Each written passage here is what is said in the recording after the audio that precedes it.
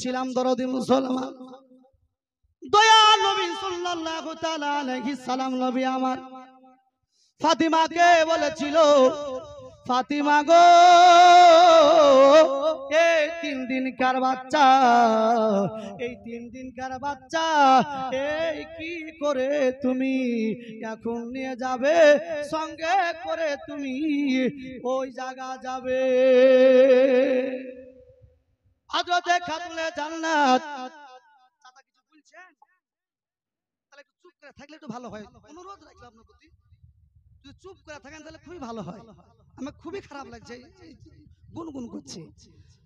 বাবাজি বললাম, আমার বাবাজি বললাম, আমার মা ফাতিমা রাদিয়াল্লাহু তাআলা আনহা, এই দেখেন বাবাজি বললাম আমার, বলছে আব্বা হুজুর ওই কারবালার ময়দানটা কেমন হবে, কারবালার ময়দানটা দেখতে কিরকম, আমি নিজের চোখে একটু দেখতে চাই গো নবী। বিশ্ব নবী আমার বলতেছে, মা গো, মাত্র 3 দিনকার বাচ্চা হুসাইন হলো, এই অবস্থায় তোমাকে কারবালার ময়দান কি করে নিয়ে যাব? ও ফাতিমা, তোমার 40 দিন পার হোক, তাহলে তোমাকে কারবালার ময়দানটা নিয়ে যাব। নবী আমার বলল, ফাতিমা তুমি চিন্তা করো না। এ বাবাজি বললাম আমার, একদিন বিশ্ব নবী আমার ফাতিমাকে কারবালার ময়দানটায় হাজির করলেন। ফাতিমা বলতেছে, আব্বা হুজুর আমার হুসাইন মুহররম মাসে 10 তারিখে শুক্রবারের দিন শহীদ হবে ইয়াজিদের নেতৃত্বে। নবী গো, এত বড় কারবালার ময়দানের মধ্যে আমার হুসাইন কোন জায়গাতে মারা যাবে, পড়ে থাকবে, রক্তাক্ত কাটা অবস্থায় থাকবে, তীর লাগা গায়ে রক্ত লাগা জামা গায়ে পড়ে থাকবে, ওই জায়গাটা আমাকে একটু সুন্দর করে দেখিয়ে দেন। এ দরদি মুসলমান, রাস্তাঘাটে যদি কোনো অ্যাক্সিডেন্ট হয়, পুলিশ আসলে জায়গাটা আপনার চিহ্ন করে কোন সাইড অ্যাক্সিডেন্ট হয়েছে চিহ্ন করে লিখে নিয়ে যায়, যে আপনার এরপরে বিচার নিকাশ হয় সেই দিকে ফলো করে। আমার নবী বিশ্ব নবী আমার ফাতিমাকে বলল, ফাতিমা গো, ও ফাতিমা চলো চলো, যে জায়গায় হুসাইন পড়েছিল ওই জায়গাটা তোমাকে দেখানো হবে। দয়ার নবী ওই জায়গাটায় নিয়ে যাওয়া হলো, যে জায়গায় দয়ার নবী বিশ্ব নবী নিয়ে গেল ফাতিমাকে, যে জায়গায় হুসাইন শহীদ হবে, রক্ত তো জমা পড়ে থাকবে। বাবা জীবন নয় আমার, বিশ্ব নবী যাওয়ার পরে ফাতিমাকে বলতেছে, বিটি গো, ও মা, এই দেখো তোমার সন্তান হুসাইন এই জায়গায় শহীদ হবে। ফাতিমা চট করে ওই জায়গায় ঝপ করে বসে পড়লো, আর বসে যাওয়ার পরে মাটিগুলা যেন নাড়তেছে আর যেন কান্না করতেছে, আর বলতেছে, নবী গো, আব্বা হুজুর আপনি সব কিছু বললেন, কারবালা ময়দানটা দেখালেন, কোন জায়গায় আমার বেটা শহীদ হবে ওই জায়গাটাও দেখালেন, নবী গো আর একটি কাজ করেন গো নবী, আপনি এই জায়গাটা একটি গোল হাতের চিহ্ন দ্বারা একটা গোল দাগ চিহ্ন আপনি দিয়ে দেন। দয়ার নবী আমার একটা ওই জায়গায় গোল দাগ চিহ্ন দিয়ে দিল, যে জায়গায় বিশ্ব নবীরা ওই যে আপনার হুসাইন আপনার পড়ে থাকবে শহীদ হয়ে। দরদি গো, বিশ্ব নবী আমার আঙ্গুলের ইশারা দিয়ে এ দেখেন বাবা জীবন নাই আমার ফাতিমাকে এবার বলতেছে, ফাতিমা গো, ও ফাতিমা, আমি তোমাকে সব কিছু দেখালাম, কিন্তু বিটি আমাকে নিজের হাতে কেন আঙ্গুল দ্বারা চিহ্ন দাগ দিয়ে নিলেন? এ দরদি মুসলমান বাবা জীবন নাই আমার, আমার বিশ্ব নবী যখন জিজ্ঞাসা করলো, ফাতিমা বলল, নবী আপনি বলুন কেন আবার জিজ্ঞাসা করছেন গো? বলে বিটি আমাকে কেন দাগ দিয়ে নিলে একটু বলো বলো। হযরত ফাতিমা বলেছিল আব্বা গো আপনি বললেন আমার হুসাইন যখন শহীদ হবে মারা যাবে ইন্তিকাল করবে এই কারবালার ময়দানে, সেদিন আমি ফাতিমা বেঁচে থাকবো না, আপনার জামাই আলীও বেঁচে থাকবে না, আপনার যে বিটি আমি ফাতিমা তো বেঁচেই থাকবো না, আমার বড় বেটা হাসান সেও বেঁচে থাকবে না। নবী গো আপনি জানিয়েছেন আর বলেছে নাকি জান্নাতি ওই নারীদের সর্দার নাকি আমি হব। নবী গো আপনি খাতুনে জান্নাত ফাতেমা বলে আমাকে ডাকেন নবী গো, তাই আমি মনে মনে ভেবেছি আমি তো বেঁচেই থাকবো না, আমি তো মারা যাব। আমি প্রত্যেক বছর মুহররম মাসের 10 তারিখে আশুরা রাত্রি বালায়া, ওই যে মুহররম মাস রাগা রাত্রিতে ওই 10 তারিখ রাগা রাত্রি আশুরা রাত্রিতে এসে আমি এই কারবালার ময়দানের মধ্যে এই গোল দাগ চিহ্ন কানা নিজের আঁচল দিয়ে আমি পরিষ্কার করে দিয়ে যাব, যেন আমার হুসাইন ওই দুলদুল ঘোড়া থেকে পড়ে গিয়ে আমার হুসাইনের যেন কোনো কষ্ট যেন না হয়। এ দরদি মুসলমান বিশ্বনবী সাল্লাল্লাহু তাআলা আলাইহি সাল্লামের সঙ্গে ফাতিমার যেন কথাবার্তা যেন হয়ে গেল। দরদি মুসলমান দুনিয়ার জগতে হযরত হুসাইন রাদিয়াল্লাহু তাআলা আনহু যখন হুসাইন বিশ্বনবীর আদর্শ যখন মানুষকে প্রচার করে এখন অবস্থায় বাবা জীবন নাই আমার হুসাইন রাদিয়াল্লাহু তাআলা আনহুকে এই দেখেন বাবা জীবন নাই আমার কুফা দেশের মানুষ হুসাইনকে বারবার করে ডাক দিয়েছিল হুসাইন গো ও হুসাইন তুমি একটা কাজ করো, তুমি ওই মক্কা থেকে তুমি ওই কুফা দেশে চলে আসো। হযরত হুসাইন একটা নয় দুটো নয় 150 খানা চিঠি আপনার হুসাইনকে লিখেছিল। হুসাইন একটা মিটিং ডাকলো, হুসাইন একটা মিটিং ডাকার পরে মিটিং আলোচনা হলো যে ওই কুফা দেশে যাওয়া যাবে কি যাবে না। আপনার মক্কা মদিনাবাসী বলে হুসাইন না না কুফা দেশে যাওয়া যাবে না, ওরা দিনে একরকম রাতে একরকম, মুহূর্তের মধ্যে ওদের নিয়ম কানুন চেঞ্জ হয়ে যায়। হুসাইন গো ওই কুফা দেশে তোমার যাওয়া যাবে না। হযরতে হুসাইন বলে তাহলে যাবে তো যাবে কে, কারণ আমাকে 150 খানা চিঠি লিখেছে ওই কুফা দেশে, তাহলে তো কাউকে যাওয়া দরকার। দরদি মুসলমান এই দেখেন হযরত ইমাম মুসলিম হাত উঠাইলো বলে ইমাম হুসাইনের চাচাই তো ভাই ইমাম মুসলিম বলে ভাই জান গো ওই কুফা দেশে যদি যেতে হয় যদি কিছু হয় আমাদের উপর দিয়ে হয়ে যাক, কিন্তু আপনার কিছু জানে না হয় এটাই আমরা আগে আগে চাইবো। দরদি মুসলমান হযরত হুসাইন বলল এ ইমাম মুসলিম যাবে তো যাও আর দেরি করো না, কুফা দেশে তুমি যাও যাও। বলে এখন যাব না, সকালবেলা হলে আপনার পিছনে ইক্তেদা করে 2 রাকাত ফজরের নামাজ আদায় করে আমি মক্কা থেকে মদিনা পার হয়ে কুফা দেশের দিকে রওনা হব। দরদি মুসলমান ইমাম মুসলিম সকালবেলা হলো রাত্রি বেলায় আজান যখন হলো আসসালাতু খায়রুম মিনান নাওম, মসজিদে আজান যখন হলো নামাজ আদায় করার জন্য ফজরের নামাজ আদায় করবে, আদায় হয়ে গেল। এরপরে আপনার ঘোড়ার উপর চেপে কুফা দেশের দিকে যাবে। এখানে অবস্থায় ইমাম মুসলিমের ছোট্ট ছোট্ট দুটি বাচ্চা কোন কিতাবে 8 বছর আর 6 বছর বলা হয়েছে, 8 বছর আর 10 বছর বলা হয়েছে। এইরকম দুইটি বাচ্চা, একটার নাম মোহাম্মদ আর একটা নাম ইব্রাহিম, নবীদের নামে নাম রেখেছিল দরদি মুসলমান। হযরতে ইমাম মুসলিমকে জড়িয়ে ধরে বলে, আব্বা হুজুর, আমাদের মা নাই, আপনি এরকম মাহারা ছেলে রেখে আপনি কোথায়, এইভাবে ভোর ভোর কোথায় আপনি যাবে? বেটা, আমি কুফা দেশে যাব।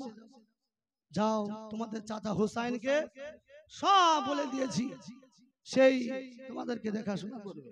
বলে, আব্বা হুজুর, আব্বা গো,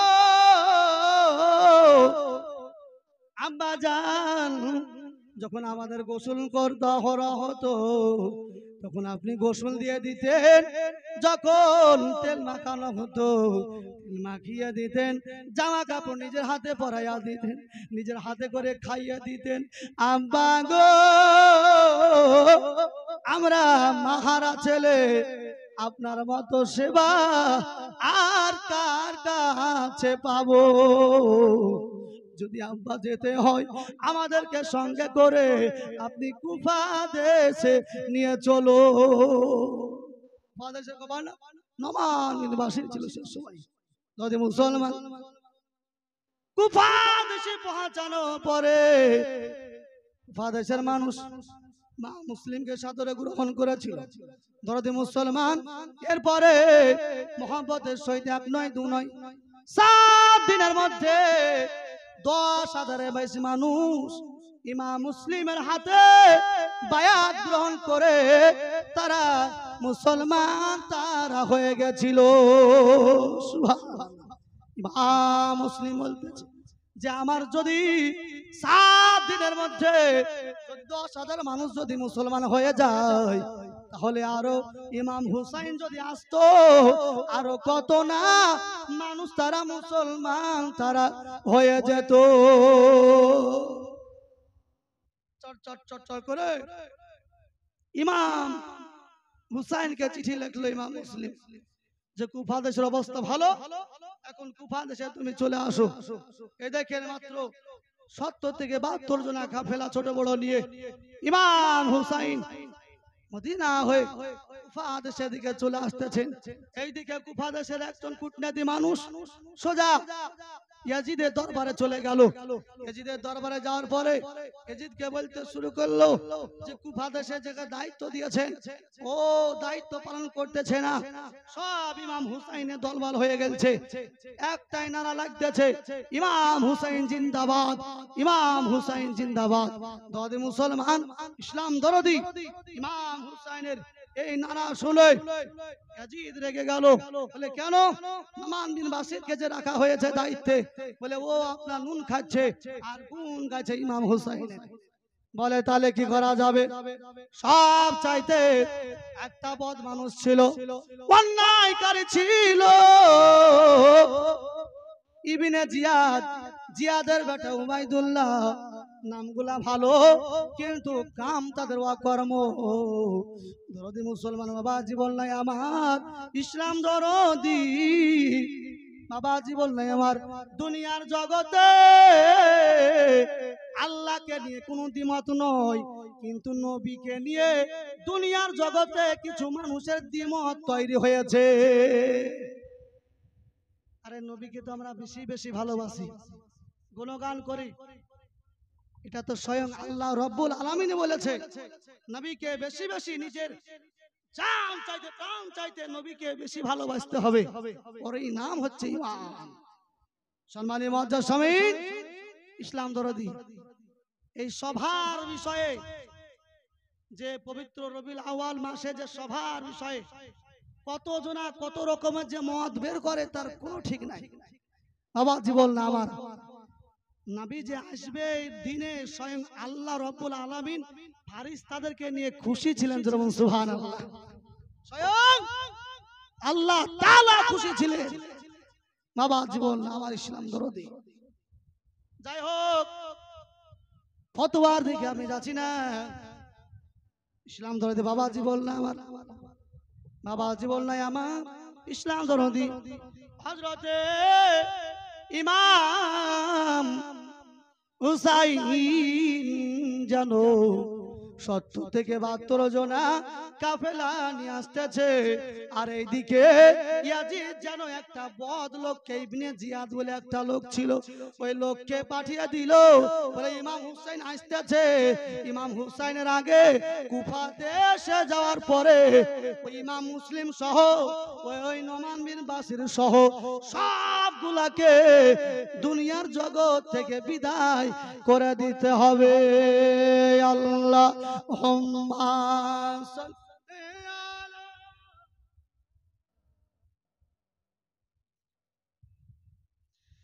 মোহাম্মদ ওয়ালা আলে সাইয়্যিদিনা মাওলানা মোহাম্মদ সাল্লাল্লাহু আলাইহি সাল্লাম লাগে কত সুহানা। লাল লাগত নাকি? এ লাল লগরের সিনা লাগে কত সুহানা, এ লাল লগরের সোনা। এ মাহফিলে বসে আছো সবাই নবীর দিওয়ানা, লাগে কত সুহানা, এ লাল লগরের সিনা, এ লাল লগরের সিনা লাগে কত সুহানা, এ লাল লগরের সিনা। ফুলের রাজা যে গোলাপ, ফুলের রাজা যে গোলাপ, খুশবু তাহার অপূর্ব। ফুলের রাজা যে গোলাপ, খুশবু তাহার অপূর্ব। জালি গোলাপে আছে নূর নবীজির পাসিনা, লাগে কত সুহানা, এ লাল লগরের সিনা লাগে কত সুহানা, এ লাল লগরের সিনা লাগে কত সুহানা, এ লাল লগরের সিনা। কমিটি অনেকে হয়তো আছে, কিন্তু জানি কমিটি, আমার একটা কথা মনে পড়ছে, কমিটি এটাই বলিছে আমার মনের কথা, জানি না কমিটি কি গাহে, যে কমিটি লাল লগরের এটাই গাহিছে। কি গাইছে? যে জালসা করিব মোরা, এরকম জালসা করিব মোরা, কভু ছেড়ে দিব না, লাগে কত সুহানা, এ লাল লগরের সিনা লাগে কত সুহানা, এ লাল লগরের সিনা। এ দরদে মুসলমান হযরতে ইমাম মুসলিম ইসলাম প্রচার করতেছে, আর এইদিকে ইবনে জিয়াদকে ওই ইয়াজিদ কিন্তু সব কিছু জানিয়ে পড়িয়ে কিন্তু ওই কুফা দেশে পাঠিয়ে দিয়েছে। কে একটা জানো, জানো একটু আধা পাগলা লোক, এরকম বুঝা নাই সুঝা নাই, ঠিক সন্ধ্যাবেলার দিকে দরদি মুসলমান মনে করছে যে ইমাম হুসাইন আসতেছে, আর ওই গ্রাম ঢুকতে যেন যে আপনার ওই যে ঘোড়া উড়িয়ে নিয়ে আসতেছিল, কে যেন একজনা বলতেছে ওই দেখো ইমাম হুসাইন আসতেছে। আর দেখা শোনা নাই, ইমাম হুসাইনের মহাব্বতে সবাই জানো ইমাম হুসাইন জিন্দাবাদ, ইমাম হুসাইন আসতেছে, ইমাম হুসাইন আসতেছে। এ দরদি মুসলমান আর দেখা নাই শোনা নাই, দেখলো না ওই ঘোড়ার মধ্যে কে বসে আছে, মুখ ঢাকায় আছে কালো কাপড় দিয়ে। এরকম অবস্থায় ইমাম হুসাইন বলে তারা কি করলো, সবাই মিলে নারা দিতে দিতে ওই যে নোমান বিন বাশিরের দরবারে পৌঁছায়া দিল। নোমান বিন বাশির অনেক চালাক চতুর ছিল, মুখের পর্দাটা সরাই দেখি কে কাপড় বেঁধেছে মুখে দেখি, কারণ ইমাম হুসাইন যদি এত সকালে তো আসার কথা নাই, কিন্তু কে ভাবে লুকাচুরি করে আসলো, বুঝা গেল না সোজা গেল না, কে দেখি মুখটা যখন নোমান বিন বাশি যখন খুলেছে দেখে যে এটা জানো ইমাম হুসাইন না। এ দরদে মুসলমান, ইসলাম দরদে বাবা জীবন নয় আমারা, দেখে যে এটা অন্য মানুষ। যেমনই দেখা শোনা দেখে নিল, আর ওই যে ইবনে জিয়াদের কি করলো, আক্রমণ শুরু হয়ে গেল। কারণ একটা দুটা লোক নিয়ে গেছে, কয়েক হাজার মানুষ নিয়ে সৈন্যবাহিনী নিয়ে গেছে, মারপিট ঝামেলা চালু হয়ে গেল।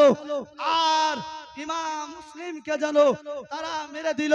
ইমাম মুসলিমকে মেরে দেওয়ার পরে ওই যে দুই ছেলে দৌড়তে দৌড়তে দৌড়তে কি করলো, একটা জঙ্গলে চলে গেল। দুই বাচ্চা ডুকরে ডুকরে একটা জঙ্গলে যেন জড়িয়ে কান্না করতেছে, হাই রে হাই আমাদের আব্বা হুজুরকে।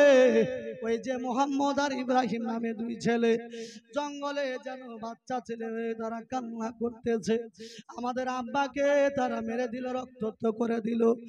এই দুই বাচ্চার কান্না খানা কি করলো, সীমার পাপির স্ত্রীর কানে আওয়াজ গেল।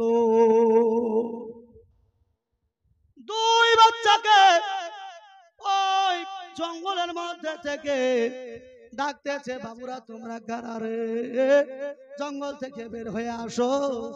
মা মানুষ মেয়ে মানুষ দরদি, ছোট ছোট বাচ্চা থেকে ময়া পড়ে গেল মাদের।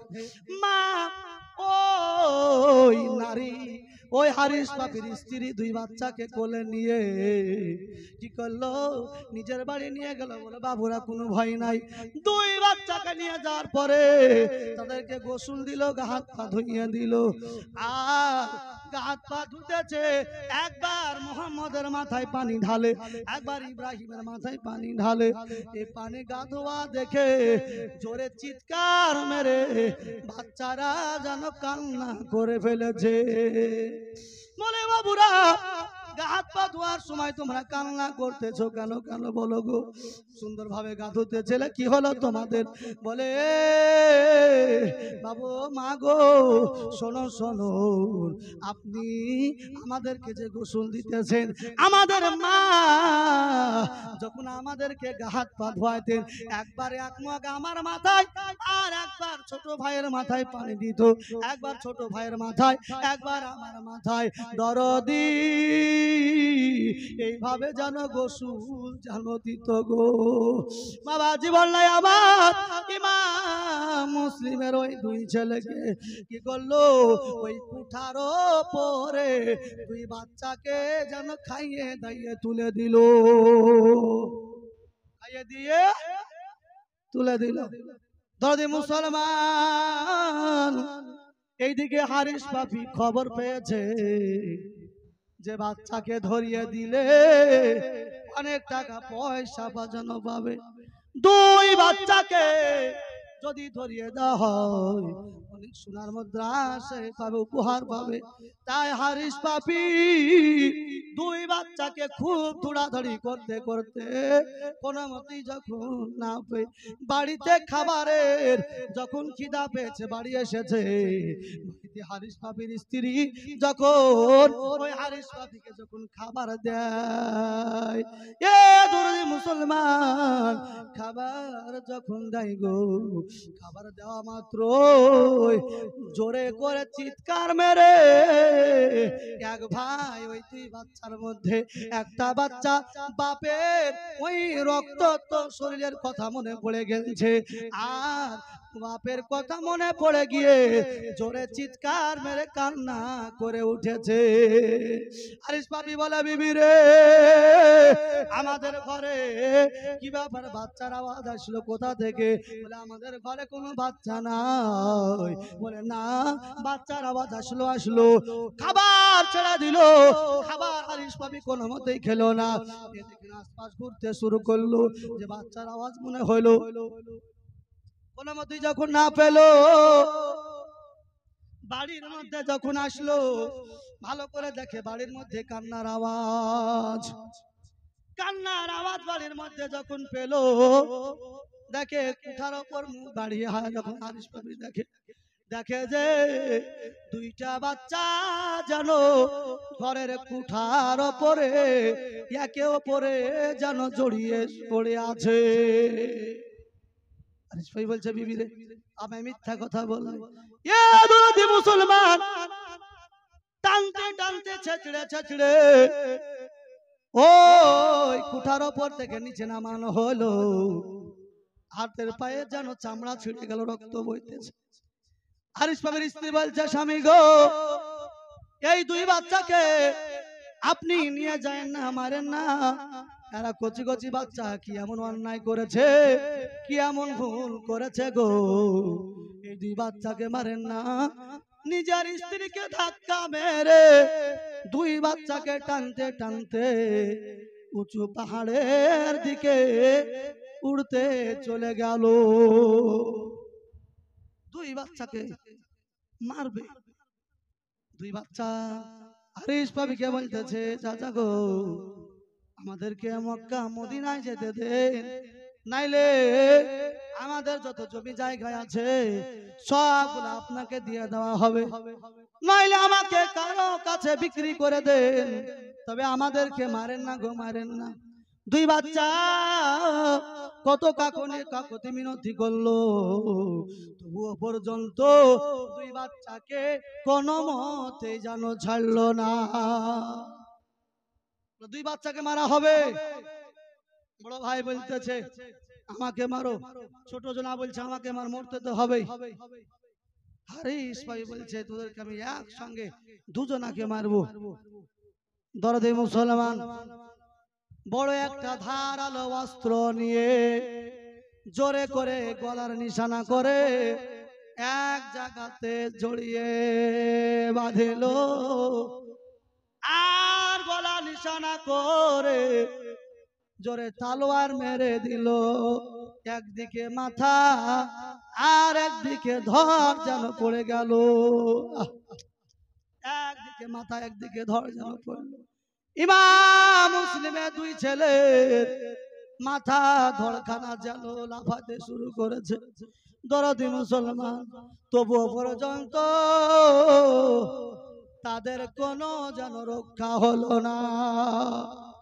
এইদিকে ইমাম হুসাইন তো জানে না কুফাতে সেরকম ঘটনা ঘটতেছে।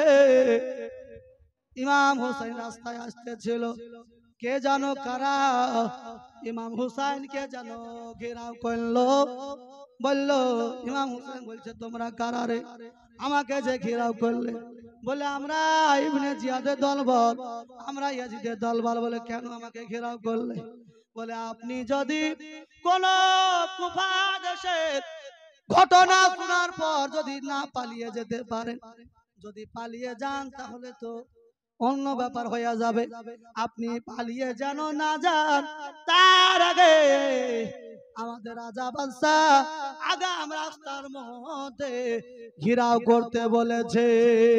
দরদি গো ইমাম হুসাইন বলছে আমাকে ভালো করে চিনো? বলে হ্যাঁ। তোমরা আমাকে ভালো করে চিনো না রে, তোমরা যদি আমাকে চিনতে রে তাহলে আমাকে ঘেরাও করতে না রে, কারণ তোমরা আমাকে যে ঘেরাও করলে একদিন তো তোমরা মারা যাবে, ইন্তিকাল করবে। কাল কিয়ামতে হাসরের ময়দানে যেদিন আমার নানা হুজুর, আমার নানা জান বিশ্ব নবী আমার গুনাহগার উম্মত উম্মতিকে পার করবে, সেদিন আমার নানা জানের কাছে কি মুখ নিয়ে তোমরা উঠবে রে? বলে আমরা কোনো কথাই শুনবো না। ইমাম হুসাইনকে ওই কারবালার ময়দানে পরের দিন মুসলমান মুহররম মাসের 10 তারিখে আপনার শুক্রবারের দিন ওই দুলদুল ঘোড়ার উপর থেকে হুসাইনকে ফেলে দিয়ে একজনা পায়ের ওপরে, একজনা পেটের ওপরে, আর একজনা জানো বুকের ওপরে বসে আছে। ইমাম হুসাইন বলছে, ওগো বুকের ওপর কে? আমার ওপরে কেন? নামো নামো। বলে আজকে আর ছাড়া যাবে না, আজকে তোমার গলা কাটবো রে ইমাম হুসাইন। ইমাম হুসাইন সেদিন বলেছিল, শোনো রে, আমার গলা তোমরা কাটতে পারবে না, কারণ আমার গলা যে কাটবে আমার নানা বিশ্ব নবী আগাম সব কিছু নমুনা জানিয়ে গেছে। বললে ও যে আমার গলার মধ্যে যে বসবে, গলা কাটবে, তার নাম আছে। তোমার নাম কি বলো? বলে আমার নাম হচ্ছে সীমারা। ইমাম হুসাইন বলছে, নামের সঙ্গে মিল আছে, তবে শোনো শোনো, আমার নানা হুজুর বলে আছে আমার গলার মধ্যে যে ছোরা চালাবে সীমান্ত হবে, কিন্তু তার বুকের মধ্যে একটা কাটা দাগের চিহ্ন থাকবে রে। বলে তোমার জামার বাটন বোতামটা খুলো। জামার বোতামটা খুললো, বোতাম খুলে দেখে যে সীমার পাপীর জানো বুকের মধ্যে একটা কাটার দাগ জানো চিহ্ন রয়ে আছে। এ দরদে মুসলমান বাবাজি বললাম, ইমাম হুসাইন বলতেছে দেরি করা যাবে না, আমার বিশ্ব নবী যা বলে গেছে তা মিলে গেছে। তখন এখন কটা বাচ্চা একটু বলতে পারো? বলে তা তো বলতে পারবো না, কিন্তু দূর থেকে যেন আজানের আওয়াজ আসতেছে, মনে হয় জুম্মার আজানের সময়, মনে হয় 12টা বাজতেছে। ইমাম হুসাইন বলছে দেরি করো না, আমার গলার মধ্যে ছোরা চালিয়ে দাও, আর দেরি করো না। গলার মধ্যে ছোরা চালাইয়া দিল। ইমাম হুসাইনের ওই মাথা মন্ডখানা আর ধড়খানা জানো যেই জন্য বিশ্ব নবী আমার ফাতিমার কাছে গোলদাগ চিহ্ন দিয়েছিল, ওই জায়গাতে জানো ইমাম হুসাইন জানো শহীদ হলো। এ দরদে মুসলমান, এ বাবা জীবন নাই আমার, ইমাম হুসাইনের ওই মাথা মুন্ডখানা নিয়ে ওই সীমার পাপীরা, ইয়াজিদের দল বলেরা, ইবনে জিয়াদের দল বলেরা, তারা জানো আপন আপন মিছিল করতে করতে যেন চলে যায়। কিন্তু দরদে মুসলমান অন্ধকার রাত্রি বেলায় এমনই জানো একদিন নয়, দুদিন নয়, 3 দিন ধরে তারা হাঁটতে আছে। এমন একটা এলাকায় পৌঁছালো, দূর থেকে যেন একটা লোক দেখতে পায়, রাগী বলে একটা লোক জানো ইবনে জিয়াদের দল বলেরা ঢোল বাজনা যেন নিয়ে, আর যেন একটা আলো দূর থেকে টিপ টিপ টিপ টিপ করে যেন জ্বলতেছে। তাই বলতেছে মনে হয় আমার বাড়ির রাস্তা দিয়ে মনে হয় যাবে, একটু দাঁড়িয়ে যায়, বাড়ি তো ঢুকবো, একটু পরে ঢুকবো, কিন্তু কিসের বাজনা মানুষ তো দেখতে পাওয়া যায় না, বাজনার আওয়াজ আসতেছে। দাঁড়িয়ে গেল ঠিক রাস্তার ধারে বাড়ির সামনে, যখন সামনাসামনি হইলো দেখে ওটা আলো নয়, ওটা যেন একটা মাথা কাটা থেকে নূরের ঝলক যেন ঝলতেছে, নূরের আলো যেন জ্বলতেছে। দরদি মুসলমান সেদিন রাহি বলেছিল, ওগো এই মাথাটা কার গো? বলে মাথাটা হচ্ছে ইমাম হুসাইনের। চমকে গেল রাহি ভাই রে হায়, বলে কদিন ধরে তোমরা এই মাথাটা নিয়ে আসছো? বলে 3 দিন ধরে। রাগিব সেদিন বলেছিল যে আমি ভালো করে ইমাম হুসাইনের মাথাটা দিকে খেয়াল করলাম, সুবহানাল্লাহ সুবহানাল্লাহ, মানুষের কোন পশু যদি জবাই করে, কোন গরু উট মহিষ ছাগল জবাই করলে কতক্ষণ রক্ত ঝরবে, কিছুক্ষণ পরই বন্ধ হয়ে যাবে, রক্ত শর্ট হয়ে যাবে। কিন্তু ইমাম হুসাইনের গলা কাটাটা 3 দিন হয়ে গেল গো। 3 দিন পরও দেখে ওই মাথা থেকে তাজা রক্ত টপ টপ টপ টপ করে যেন পড়তেছে। রাইবের চোখে পানি চলে আসলো। সুবহানাল্লাহ। শুধু কি তাই, তাই শুধু তাই বাবা জীবন না আমার। ইমাম হুসাইনের ঠোঁট মুবারকের দিকে তাকালো। ইমাম হুসাইন জানো ওই কাটা মাথা থেকে খোদার কোরআন তেলাওয়াত যেন করতেছে। সুবহানাল্লাহ। রাগী বলতেছে ইমাম হুসাইনের নাম শুনেছি, ইমাম হুসাইনকে চোখে দেখিনি, কিন্তু আজ ইমাম হুসাইনের আজকে মাথা মুন্ড গানা নিয়ে তারা কোথায় যাবে, অসম্মান করবে। যেমন একটা যুক্তি করা যাক, একটা যুক্তি পরামর্শ অনুযায়ী বলল, এগো ইবনে জিয়াদের দল বলেরা, এ সীমার পাপী সর্রাস, এই রাস্তা দিয়ে যাস না, এই রাস্তাতে অনেক ডাকাত থাকে, অনেক চোর থাকে, ছিনতাই করে নিতে পারে। মাথাটা যদি ছিনতাই করে নিয়ে যায় আর কিন্তু ইয়াজিদের কাছে কোনো উপহার পাবি না। তাই একটা কাজ কর, আমার বাড়িতে তোরা আরাম কর, মাথাটা আমাকে দিয়ে দে, আমি যত্ন করে রেখে দিব। তোরা অনেক দূর হেঁটেছিস, একটু সারা রাত একটু আরাম করে লে, সকালবেলা হলে মাথাটা দিব, আর মাথাটা নিয়ে তোরা চলে যাবে। মানুষ বলে তাই তো, অনেক দূরে এসেছে, একটু আরাম করা যাক। এই দেখেন মাথাটা দিল।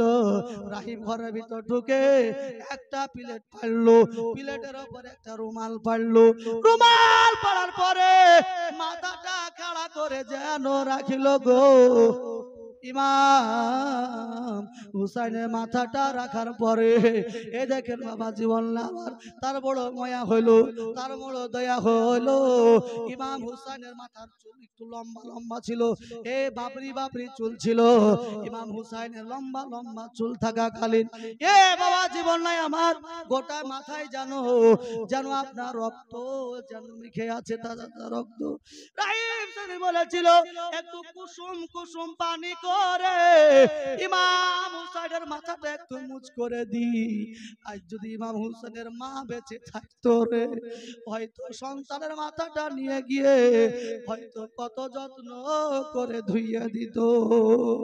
বাপ যদি থাকতো রে, তাহলে ইমাম হুসাইনের মাথাটা হয়তো নিয়ে যেত কোনো কারণ মতো। এ দরদি মুসলমান বাবা জীবন না আমার, ইমাম হুসাইনের মাথাটার দিকে ময়া করে একটু কুসুম কুসুম পানির জন্য ঘর থেকে বের হলো। ভালো করে জানলা লাগিয়ে দিয়েছে, দরজা লাগিয়ে দিয়েছে, কোনো পোকামাকড় যেন ঢুকতে না পারে। কুসুম কুসুম পানি করে ঘরের মধ্যে যখনই ঢুকে গো, ঘরের ভিতরে দেখে কে যেন একটা জানালার কপাট যেন পাল্লা খুলে দিয়েছে, আর একটা সবুজ রঙের পাখি যেন ওই ইমাম হুসাইনের প্লেটের ওপর চারিদিকে যেন ঘুরতেছে। রাগি ভালো করে তাকিয়ে তাকিয়ে দেখে, একবার পাখির চোখের দিকে তাকায়, একবার ইমাম হুসাইনের চোখের দিকে তাকায়, দেখে যে ওই সবুজ রঙের পাখি চোখ থেকে যেন যেন টপ টপ টপ টপ করে পানি পড়তেছে। রাকিব সেদিন বলেছিল, সবুজ রঙের পাখি রে, তুই কোন জঙ্গলের পাখি রে, তোর কত এত মায়া কেন রে, তোর এত দয়া কেন রে। ইমাম হুসাইন তোর কি হয়? সবুজ রঙের পাখি সেদিন বলেছিল, এ রাগীব, এ ইমাম হুসাইন তোর কে হয়? বলে ইমাম হুসাইন তো আমার কেহ হয় না। বলে তোর যদি কেহ না হয়, তোর যদি এত মায়া হয়, তোর যদি এত দয়া হয় রে, আমি ফাতিমা, আমি হুসাইনের মা, কি আমার হুসাইনের প্রতি দরদ হয় না? জোরে বলুন সুবহানাল্লাহ। এ দরদি মুসলমান, বলে আমি জান্নাত থেকে সবুজ রঙের পাখি হয়ে আমার বেটা হুসাইনের কাছে যেন চলে এসেছে। এ দরদি মুসলমান, সেই দিন ইমাম হুসাইন, আপনার ইমাম হুসাইনের মোহাম্মতে ওই রাহিব কি করলো? রাহিব বলে মাথা তো দেওয়া যাবে না। রাহিব কি করলো? চার বেটাকে রাহিব ডাকলো। চার বেটাকে ডাকার পরে বললো, বেটা তোমরা শোনো রে, আজ ইমাম হুসাইনের জন্য কি তোমরা মাথা দিতে রাজি আছো? বলো বলো। নিজের গর্দন দিতে রাজি আছো? বলো। চার বেটা বলতেছে, আব্বা গো, ইমাম হুসাইনের প্রতি আমরা ঈমান নিয়ে চলে এসেছি।